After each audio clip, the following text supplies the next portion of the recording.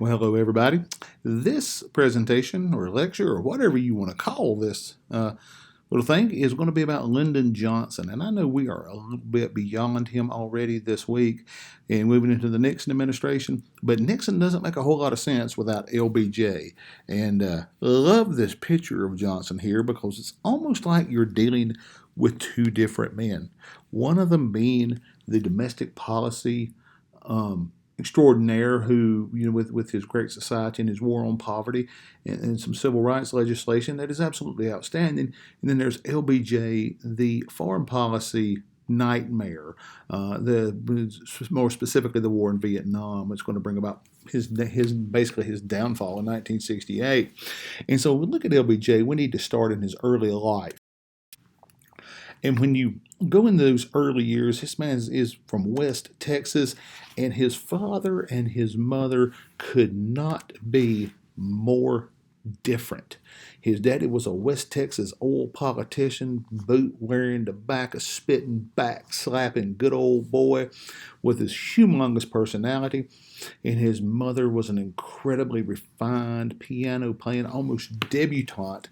And he wanted to be like daddy, but ended up associating himself more with his mother, and he never could reconcile the two. Matter of fact, at one point he runs away from home as he couldn't reconcile the basic forces of his parents. And there's his father. And what happens is they had on him as an adult is that Lyndon Johnson is going to desperately seek consensus. And that's not a bad thing in a politician, which you want to bring everybody at the table to a conclusion.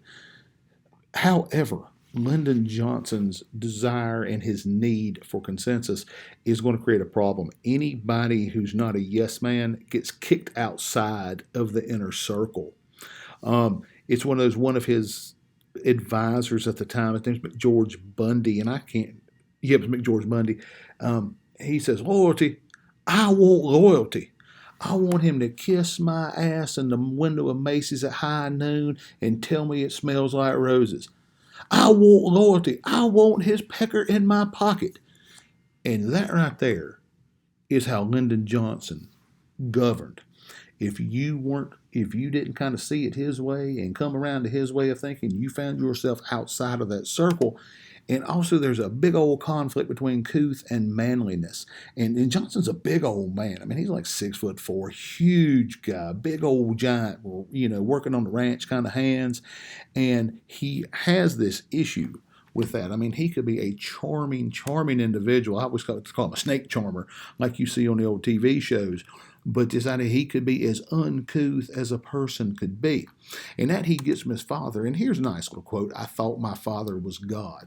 And then, like I said, he runs away to California, when he couldn't, reconcile the forces of his parents. The man actually goes to school to become a teacher. And that's why I say, what the crap? Because we don't when you see Lyndon Johnson later in life, you're going, huh, what in the world? Because he covers this insecurity up so well.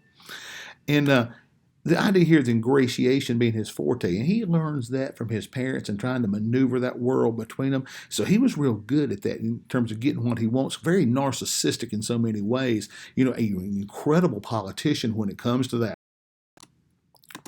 But his earlier politics, he was an FDR New Deal liberal. I mean, here you see a picture of him with Franklin Roosevelt early on. And the problem is, how would that be viewed in Texas politics? Not very well. It's one of those where that'd be akin to being a communist during the 1950s. That's not going to be a good thing. But what happens is he does make some changes to move himself into that political mainstream. And in doing so, one of the things he's able to do is associate himself with Franklin Roosevelt. And so what's that core of his political schema that I like to call it?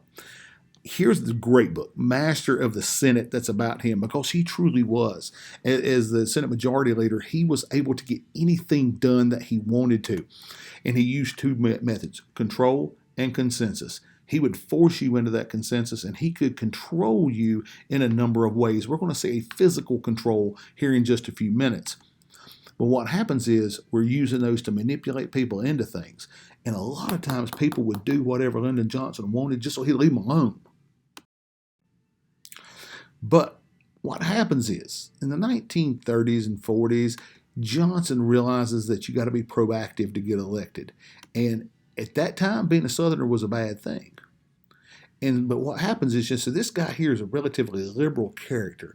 He might be what in my youth was called a bleeding heart liberal, but he's also a Southerner, and those two things generally didn't go together. But being a Southerner and having that kind of accent like Johnson would is a good thing because he has to court what we call the Bubba vote. Here's a guy who did it extremely well. Jimmy Carter. I got talking about Jimmy. You don't say Jimmy, it's Jimmy Carter down there in Georgia. Now, he could court the Bubba vote because he sounds like him, but he was a very liberal individual. We've seen it in most of our lifetimes as well. 1992 with Bill Clinton. Matter of fact, that was his nickname was Bubba Bill. All right? But Johnson is very shrewd. Clinton was very shrewd. Carter, not so much. But what he's going to use is a lot of these parliamentary tricks. Okay? And meaning by that, what I mean is whatever argument would get them on your side and get the result that you want. You will say what you got to say to make something happen.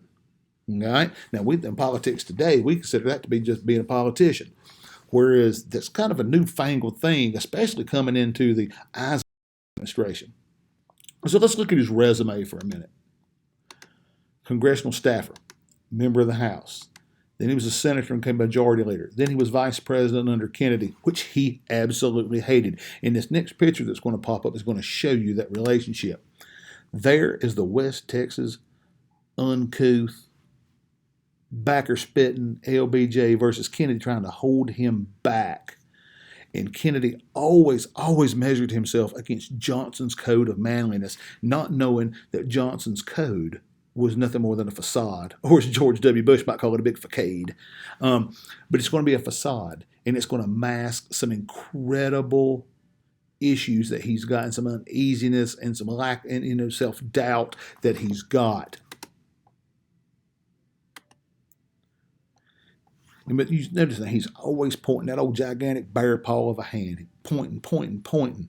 Lyndon Johnson is a physical force. He's a personality force, but he has a hard time reconciling and harnessing the two sides of his personality.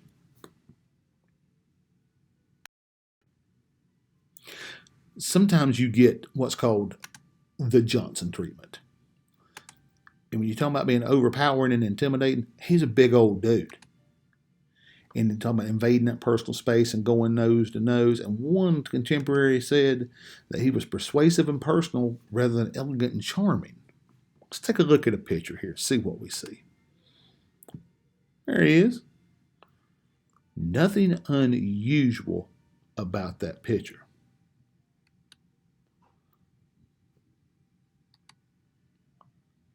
There's a lot unusual about this one. This is him and Senator Richard Russell at the White House in December of '63. Kennedy hadn't been dead 3 weeks yet, and he's already going toe-to-toe over a civil rights bill. Now look at that. Look at how he's kind of bent over and kind of invading the guy's space in just a minute. Or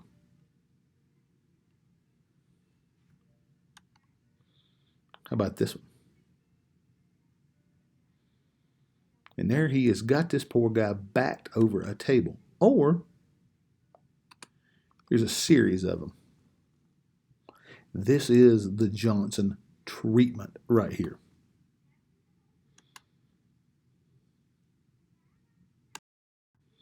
So let's look at the 1960 election for just a minute. And I know that's going all the way back to Kennedy, which is a whole, 8 years before what we're dealing with right now, but that's okay. The problem with Johnson is he thought that notice I got big old letters, he should have been the one running for president. Here's him, there walking with Eisenhower. But he reluctantly agrees to join the JFK ticket because he knew he was only a heartbeat away from the president. Nobody in the world imagined Dealey Plaza on November 23rd, 1963. But what happens is he's only a heartbeat away. He doesn't want to be there, but Kennedy desperately needs the American South. He desperately needs Texas. But during the whole time, there is no warm or close working relationship with JFK. Here's the deal. Politics makes strange bedfellows, and these two men were some strange bedfellows. But he brings in that conservative Southern Democratic vote, and we all know that JFK had to have that in order to win the presidency. Now, what is the Texan style? Well, you see there where it says LBJ orders some pants. If you go to whitehousetapes.org and look that up and listen to that man order a pair of pants from the Hager Clothing Company, it will make you about pee on yourself. It's so funny. But I told you he could be uncouth at times. This is the President of the United States showing some kind of scar, a surgery scar. Let's see here. What else is he going to do? Oh, he's going to howl with his beagle. My beagle likes to howl too, but I'm not going to sit in the chair and do that, especially not if I'm President of the United States. This is kind of like that crazy uncle sometimes that shows up to Thanksgiving that you may not necessarily want. But anyway, this man is different. Because check this out. Tell me Peter wouldn't get a hold of him for this. Look at that old beagle. Beagle looks like he likes it. You know, there's his wife, Lady Bird, over there, and he's showing off his new pet today. Oh, they would just, oh, Lord have mercy, they'd run you out of the presidency for this. But Johnson, for all his uncouthness, has an incredibly warm side to him as well.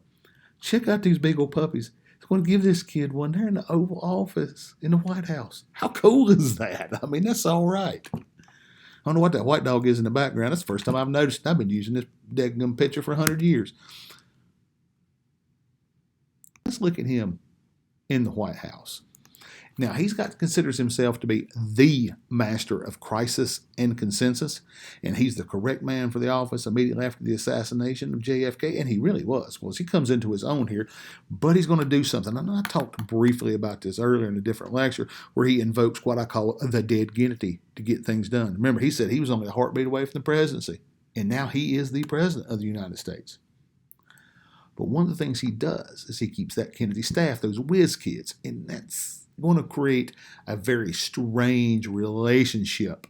And the idea it's going to be a national gesture. Hey, I'm just stepping in for the late John Kennedy, and we're going to do what he wanted to do. Privately, he hoped these people are going to resign very soon, get them out of here, bring in his own people.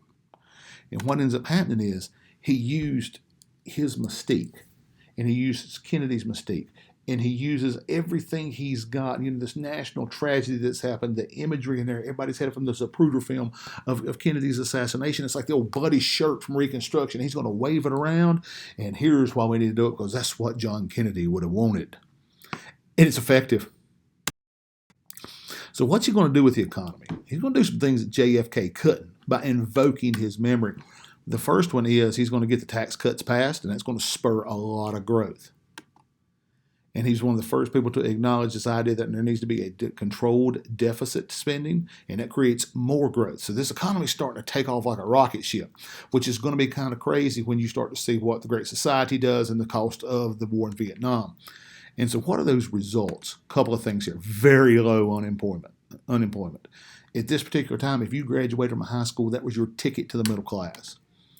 And when you look at that rise in average income, that ain't a whole lot right there to us today. But back then, that's almost the cost of a house.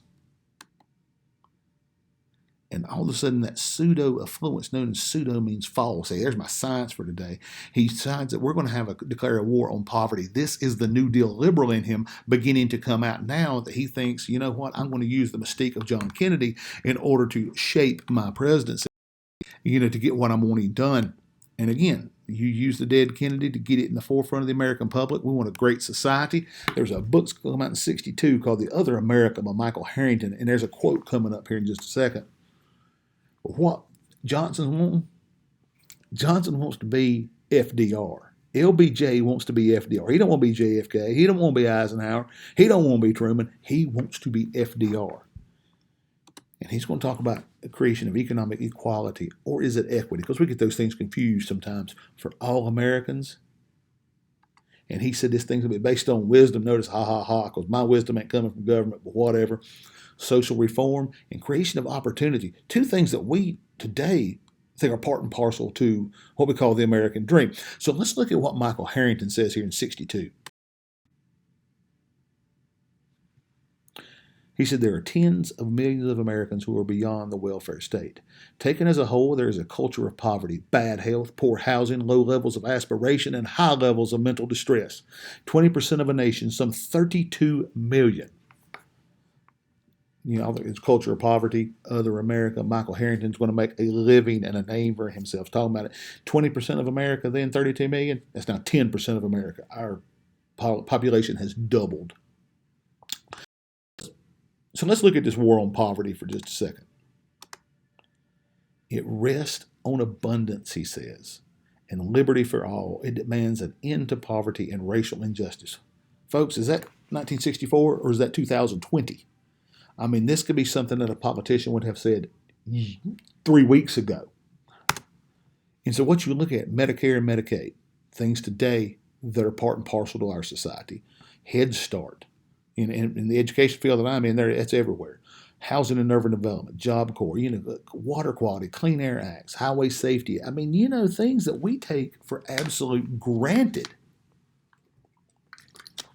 come out during Johnson's war. And that leads us to the 1964 election. And let's look at old Barry Goldwater. There he is. Extremism in the defense of liberty is no vice, and moderation in the pursuit of justice is no virtue. There's in your heart, he's right. But when in your guts, he's nuts, was one of the things that comes out from the Johnson administration. Stronger America. There he is, looking like somebody's grandpa. Front of Time magazine. I mean, that's Barry Goldwater, Republican nominee. But the problem is he's going up against not Lyndon Johnson. He's going up against JFK, who had a really bad head problem down in Dallas, Texas. So let's look at the Johnson-Hubert Humphrey ticket. Look at this little kid in the chair. If I were 21, I'd vote for LBJ. There's him in his old Texas hat. Look at him laughing there in that picture. Nice picture of him and Humphrey. And let's look at the results of the 64 election. Except for the deep, deep South and Arizona, which for some reason seems like it just causes issues all the time. You see a red America, which is actually going to be Democratic. Lyndon Johnson, including here in North Carolina and down in Florida. The core of the old Confederacy is going to be Republican, Goldwater, which that is a massive switch that is going to pay huge, pays not the right word, it's going to have huge repercussions throughout the next 30, 40 years, if not 50, we're at 50 years now. So when you look at that, so there we go with Lyndon Johnson. Gets in, and it is a mandate. Look at that, 90% of the electoral vote, 61% of the popular vote to Lyndon Johnson. That's a mandate.